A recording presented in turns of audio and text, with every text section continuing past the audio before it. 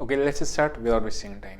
आज हम लोग देखेंगे कि मार्केट में इतना जो क्रैश आ रहा है, इतना ज़्यादा जो मार्केट गिर रहा है, ये मार्केट कब तक गिरेगा, क्या सही टाइम है इन्वेस्ट करने का, और कहाँ पे हम लोगों को बेस्ट अपॉर्चुनिटी मिल सकती है ट्रेड करने की। ठीक है, सबसे पहले मैं एक छोटा सा ब्रीफ में आपको एक केस बता देता हूँ कि है क्या एक्चुअली में, प्रॉब्लम कहाँ से आई, बहुत आसान भाषा में आपको समझ में तुरंत आ जाएगा।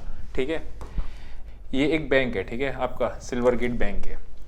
आपको एक बात पता है क्या है, अगर SBI के पास जो भी एसेट्स हैं या फिर जो भी पैसा है, आपको पता है क्या है, कोई भी बैंक जो होता है वो एक ट्रस्ट बेसिस पे चलता है। मतलब जो डिपॉजिट पैसा इधर से आया और इन्होंने आगे लोन दिया, उसको इन्वेस्ट किया, अलग अलग जगहों पे सब चीज़ किया, RBI को रखवाया कुछ पैसा। ठीक है, इस तरीके से बैंक ऑपरेट होता है। मतलब क्या, ये एक बैंक है, यहाँ पे पैसा यहाँ से आता है, कहाँ से आता है, डिपॉजिटर से।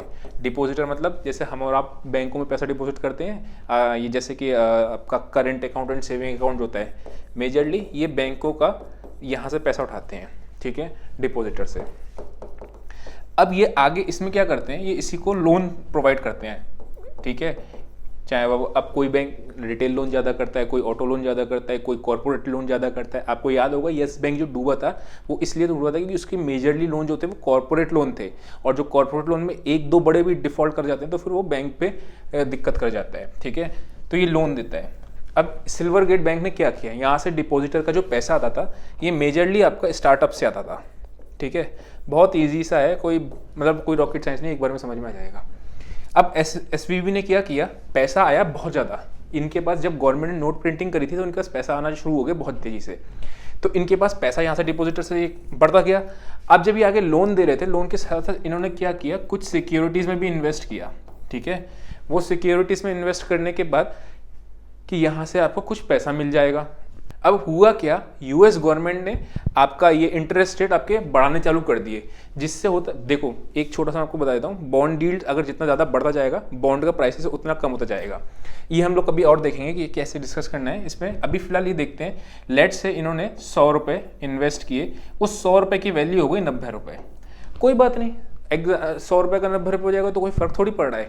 फ़र्क तब पड़ता है, मैंने आपको बताया था कि जब भी ये डिपॉजिटर्स कहें कि भैया मेरा पैसा वापस दो, इस बैंक से कहने लगे मेरा पैसा वापस देना चालू करो, आप जितने भी लोग सब विड्रॉ करने चालू कर दिए। अब यहाँ पे एक छोटा सा एक एग्जांपल के साथ समझते हैं।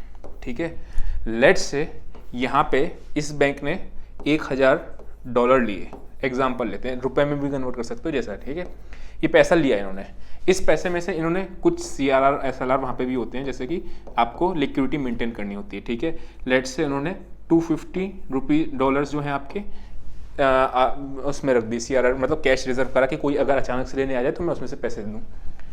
कुछ जो बचा हुआ सरप्लस पैसा था उसमें से उन्होंने कुछ पैसा $250 या फिर आपका इतना समवेयर अराउंड इनके बॉन्ड्स में इन्वेस्ट कर दिया।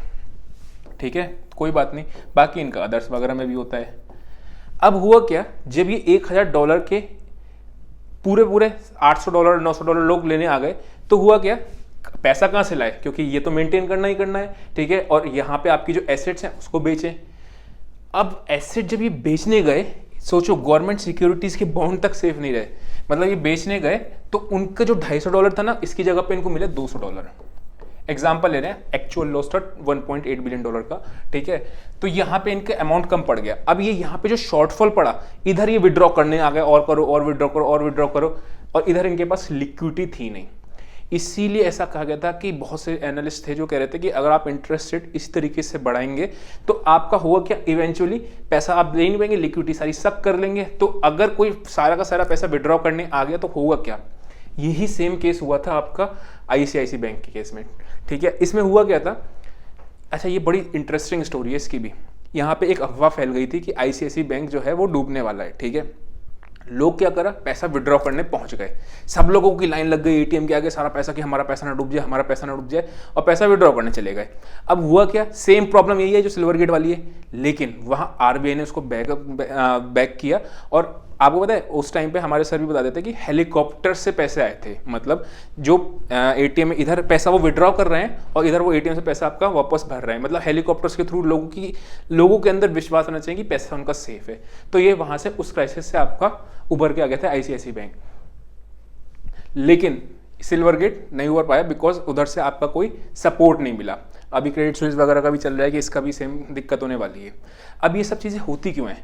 बेसिकली थोड़ा सा रिसेशन की तरफ होता है। इमेजिन करो एक कंपनी है, कोई टेक कंपनी है, उसने अपने एम्प्लॉयज़ को ले ऑफ करना शुरू कर दिया। जब वो अपने कंपनी ले ऑफ करेगी, लेट से 10,000 लोगों को उसने जॉब से निकाल दिया। जॉब से निकालने का रीज़न कुछ भी हो सकता है कि उनका ग्रोथ नहीं दिख रही है, रेवेन्यू उतना नहीं हो रहा है जितना उन्होंने एक्सपेक्ट किया था। तो ये 10,000 लोग क्या करेंगे? लेट से आपका फ्लिपकार्ट है या अमेजोन है, ठीक है, ये 10,000 लोग इस पे शॉपिंग करना कम कर देंगे। तो क्या होगा? फ्लिपकार्ट और अमेजोन की भी सेल्स आनी कम हो जाएगी। करेक्ट। जब इनकी सेल्स आनी कम हो जाएगी तो ये भी निकालने शुरू कर देंगे। तो ये एक ना पूरी साइकिल बन जाएगी। ठीक, तो ये रिसेशन की तरफ जितना ज़्यादा बढ़ते जाएंगे, हालांकि फेड यही चाह रहा था कि वो रिसेशन में जाएं, वो पता नहीं इतना ज़्यादा, मतलब एक ना आप गाड़ी चला रहे हो, गाड़ी चला के आपको यहाँ पे रुकना है तो आप ब्रेक पहले से लेना शुरू करते हो, वो ब्रेक बहुत ज़ोर से दबा रहे हैं, ठीक है, जिसकी वजह से वो इवेंचुअली रिसेशन में आता है। दूसरी चीज़, फाइनेंशियल सिस्टम जब भी वीक होता है, किसी भी बैंक का, कोई एक कंपनी डूब जाए ना, उतना फर्क नहीं पड़ेगा। लेट्स से कल कोई टेक कंपनी बंद हो जाए, ठीक, उतना फर्क नहीं पड़ेगा। लेकिन बैंक जब डूबता है ना तो बहुत मेजर फर्क पड़ता है। कैसे, मैं आपको समझाता हूँ। लेट्स से एक बैंक डूबा है, अभी एक ए है, ठीक है, ए ने बी को 1,000 रुपये दिए, ठीक, इस 1,000 रुपये में से बी ने सी को 1,000 रुपये लैंड कर दिए, इसने डी को 1,000 रुपये लैंड कर दिए, और इसने ई को भी 1,000 रुपये लैंड कर दिए। लैंड कर दिए मतलब उधार दे दिए, ठीक। इस है तो इकोनॉमी में एक ही 1,000 रुपये, लेकिन 1,000 के 5,000 की चेन बनी हुई है, 1 2 3 4 करके, ठीक है। अब होता क्या है ना, अगर ये ई डिफॉल्ट करेगा तो ये भी मरेगा, ये भी मरेगा, ये भी मरेगा, ये भी मरेगा। अब इसी को कनेक्ट कर लो बैंक से। अगर कोई एक बैंक, बैंक ने इसको लोन दिया, इस पे एक्सपोजर है, अगर ये बैंक डूब गया, let's say silver gate bank है, तो जो इसने लोन दिया था ये भी मरा, उसका लोन, इसका भी मरा, इसका भी मरा। लेमन क्राइसिस में ऐसा ही होता है, मतलब जब भी फाइनेंशियल क्राइसिस आती है तो यही सीन होता है। और यही एक इंपॉर्टेंट रीजन है कि मार्केट इतना ज़्यादा गिर रहा है। एक तो आपका ये फाइनेंशियल वाले से जो है चीज़, वो इंटरेस्ट रेट बढ़ते रहेंगे, इंटरेस्ट रेट जितना बढ़ेगा उतना बॉन्ड का प्राइस गिरता है, इनवर्स रिलेशन होता है। तो जिसके पास भी बॉन्ड होल्ड होंगे उनकी वैल्यू रिड्यूस हो जाएगी, तो ऐसा करके, ठीक है। अब चलते हैं अपने लोग वापस से चार्ट्स पे और देखते हैं कि चार्ट पे आके अब मेन एनालिसिस करना स्टार्ट करते हैं। ये अपना निफ्टी का चार्ट है। अच्छा, मैं आपको एक बात बताता हूँ, मैं CA भी हूँ, दैट मीन्स फंडामेंटल एनालिसिस भी कर लेता हूँ। जितनी बैलेंस शीट्स हम लोग बनाते हैं ना, उतना मतलब समझो उसकी हमें इसमें दिक्कत नहीं होती फंडामेंटल एनालिसिस में। मैं आपको एक चीज़ बताता हूँ अपने पर्सनल एक्सपीरियंस से। एक अच्छा ट्रेडर एक अच्छा इन्वेस्टर बन सकता है, लेकिन ज़रूरी नहीं कि एक अच्छा इन्वेस्टर एक अच्छा ट्रेडर बने, ठीक है। तो अभी मैं आपको कब आपको इन्वेस्टमेंट अपॉर्चुनिटीज़ ढूंढनी है, आपको याद होगा जब 16,800 पे लास्ट टाइम यहाँ पे कहीं बॉटम बना था, तो अभी हम लोगों ने 17,000 के आसपास करता, वहाँ से 18,500 तक गया था मार्केट, ठीक है। तो अभी हम लोग यहाँ पे बात करते हैं, क्या ये बॉटम है? अभी कोई बॉटमिंग का सिग्नल बिल्कुल दूर दूर तक नहीं है, ठीक है। ना ही इंट्राडे में आ रहा है, ना ही स्विंग में आ रहा है, ना ही डेटा पे कहीं से भी कहीं तक अभी नहीं आ रहा है। तो अभी राइट नाउ इन्वेस्ट नहीं करना है। तो इन्वेस्ट कब करना है? मैं जब इमेजिन करना, जब भी मेरी स्टॉक्स पे आके वो होने शुरू हो जाए, मतलब स्टॉक्स की फंडामेंटल एनालिसिस करना शुरू कर दूं। क्यों? क्योंकि मैं खुद अपने लिए स्टॉक्स खरीदता हूँ उस टाइम पे। तो जब मैं खरीदूंगा तो मैं भी एनालिसिस करूंगा और आपको भी बता दूंगा कि ये ऐसे, ठीक है। अच्छा, मैं ब्लू चिप्स के अलावा जाता ही नहीं, बिकॉज मुझे मार्जिन मिलता है उस पर, तो कोई दिक्कत भी नहीं कि लेके फंस जाओ, ठीक है ना, वैसा वाली बात। अभी आते हैं इस पे चार्ट पे, थोड़ा सा इसका बड़ा टाइम फ्रेम देखते हैं वीकली, बिकॉज थोड़ी बड़ी पिक्चर निकल के आएगी। यहाँ पे आपको दिख रहा होगा, ठीक है, कभी भी एक बॉटम बनता है ना, तो इस तरीके यहाँ पे आपको बॉटम फिशिंग करने की जरूरत नहीं पड़ती है, ठीक। एक पहला साइन क्या आ रहा है, ये देख लो, इस तरीके की आपकी कैंडल बन के आ रही है, कैसी, ठीक। तो एक रिवर्सल कैंडल, अगर वी शेप रिकवरी आनी है, ठीक है, तो एक आपको रिवर्सल कैंडल मिल रही है, ठीक। उसके अलावा भी मार्केट थोड़ा सा, ये एक दिन की बात है, ये 3 हफ्ते मार्केट यहाँ पे हॉल्ट किया है, ठीक, ये आपको दिख गया। सेम चीज़ अगर आप देखोगे, मार्केट यहाँ गिर रही है, अभी भी ऐसा ही कुछ चल रहा है, गिर रही है, उसके बाद ऊपर आया, this is called your pull back. Market नीचे आता है, उसके बाद जब ऊपर आता है तो ये आपका पुल बैक होता है। First pull back is never a rally, है ना, वैसा करके। उसके बाद मार्केट फिर नीचे आया। अब ये यहाँ पे आप देखोगे तो ये प्रॉपर तरीके से आपका एक पैटर्न के साथ जा रहा है, that is called W pattern के पीछे क्या होता है, मार्केट में आती है नीचे गिरावट, यहाँ पे शॉर्ट सेलर्स अपने शॉर्ट्स को कवर करते हैं, फ्रेश शॉर्ट्स आते हैं, लेकिन वो मार्केट को प्रीवियस लेवल को डिफेंड करवाते हैं, वो मार्केट ऊपर चला जाता है। तो यहाँ पे ये सिनेरियो है। इससे पहले देखते हैं, यहाँ पे समवेयर अराउंड आपकी एक बुलिश एनगल्फिंग कैंडल बनी। सेम चीज़ यहाँ पे आपका एक वो बना, ये वीकली चार्ट है। तो क्या अभी चार्ट पर राइट नाउ आपको दिख रहा है कि यहाँ पे रुक जाएगा मार्केट? मे बी, अगर लेकिन रुकेगा तो क्या होगा, मार्केट को यहाँ से नीचे गिरेगा, थोड़ा सा होल्ड करेगा, फिर होल्ड करने के बाद फिर इस तरीके से जाएगा, एक तरीका ये होता है। उसके बाद मार्केट नीचे आता है, देन ऊपर जाएगा, थोड़ा सा एक पुल बैक रैली आएगी, फिर नीचे आएगा, नीचे टर्न करेगा, फिर जब ऊपर जाएगा तब समझ में आएगा। अगर वी शेप रिकवरी आई होगी तो क्या होगा, नीचे आके आपको कुछ पुल बैक कैंडल टाइप की मिलेगी, और हम लोग को, जो हम लोग ट्रेडिंग करते हैं इंट्राडे ट्रेडिंग, उससे हम लोग को आइडिया लगी जाएगा कि यहाँ पे आपका नियर बॉटम के आसपास मार्केट बन रहा है। ठीक है, अभी कोई ऐसा सिग्नल नहीं मिल रहा है, इसलिए मैं कह रहा था जब मिलेगा तो मैं आपको बता दूंगा। लेकिन इंपॉर्टेंट लेवल्स क्या हैं जो आने वाले टाइम में आपके काम आ सकते हैं SIPs करने के लिए। ठीक है, मतलब SIP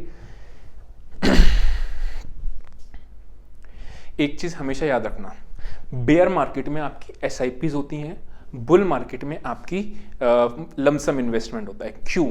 जैसे ये बुल मार्केट चल रहा है, यहाँ पे आप 50,000 रुपये एक साथ डालोगे तो 50,000 के 70,000 हो जाएंगे।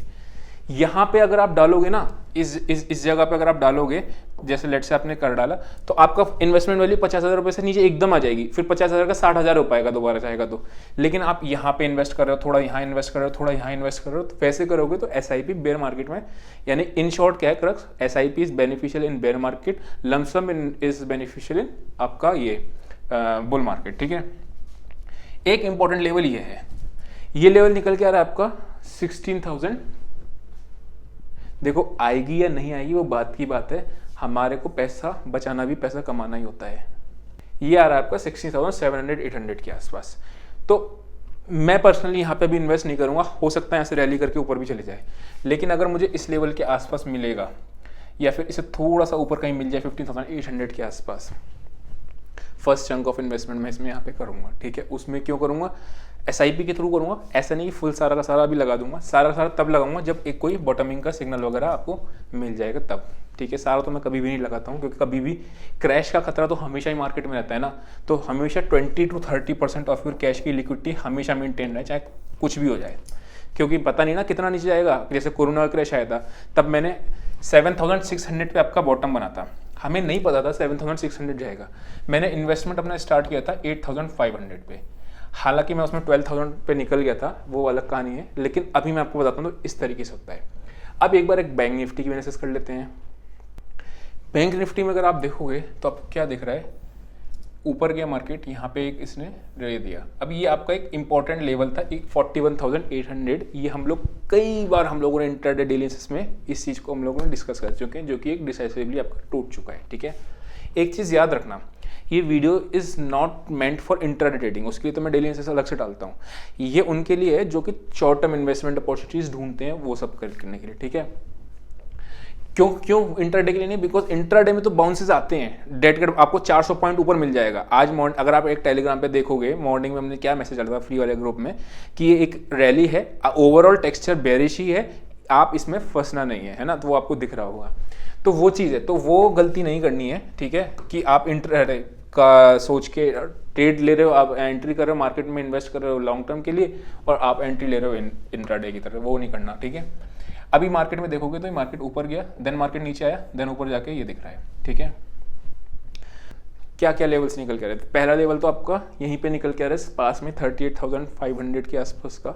ठीक है, तो लेकिन यहाँ पे मैंने आपको बताया I am not interested here, क्योंकि अभी मार्केट में एक फॉल सा चल रहा है, उसमें आपको फालतू में 10% भी क्यों इन्वेस्ट किया जाए, वैसा करके। देन आपका 36,380 के आसपास आएगा, तो मैं अपना फर्स्ट चंक डालने का सोचूंगा। ऐसा टोटल चंक्स कितने होते हैं मेरे, 5 से 6, मतलब 5 से 6 टाइम्स में इन्वेस्ट करता हूँ, 10, 20% करके। ठीक है, अगर यहाँ आया 32,000 मिलता है, किसी भी कारणवश कोई क्रैश आ जाता है, तो फॉर श्योर यहाँ पे मैं अपॉर्चुनिटी ढूंढूंगा इन्वेस्टमेंट की, अगर आता है तो वो भी मैं आपको बता दूंगा। ठीक है, कल आएगा परसों आएगा ऐसा कुछ नहीं होता कि कल आएगा, हो सकता है ना भी आए। ठीक है, वहाँ के फेड वाले कह दें कि हम इंटरेस्ट रेट्स नहीं बढ़ाएंगे, तो मार्केट यहाँ से भाग सकता है, कोई बात नहीं, मिस हो जाएगा। इन्वेस्टमेंट के लिए तो हमें वेट करना पड़ता है ना, 2-2, 3-3, 4-4 साल वेट करना पड़ता है कभी कभी। जैसे कोरोना में मार्केट गिरा था, कितना बढ़िया इन्वेस्टमेंट अपॉर्चुनिटी थी, तो वैसा करके। ठीक है, तो आई होप आपको समझ में आया होगा। अगर आपको इसी तरीके से पसंद है कि स्टार्टिंग में जैसे मैंने आपको बताया था किस तरीके से आप मैक्रो फैक्टर्स है, बैंक का कैसे काम करता है, तो मेरे को बता देना। और अगर आपको पसंद है नहीं सीधे चार्ट्स पे लेके चलो, चार्ट पे चलना है, तो वैसा ही बता देना। ठीक है, तो आज के लिए इतना ही, see you next session, till then bye bye.